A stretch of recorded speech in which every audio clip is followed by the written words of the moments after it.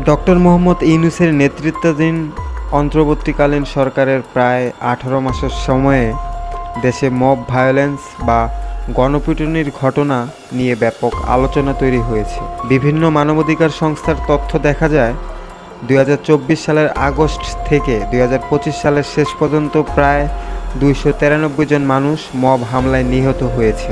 এর মধ্যে 2025 সালেই প্রায় 197 জন নিহত হওয়ার তথ্য উঠে এসেছে। আবার দায়িত্ব নেওয়ার প্রথম 7 মাসে প্রায় 114টি ঘটনায় 119 জন নিহত ও 74 জন আহত হওয়ার ঘটনাও নথিভুক্ত হয়েছে। গণমাধ্যমে আগুন দেখেছি আমরা।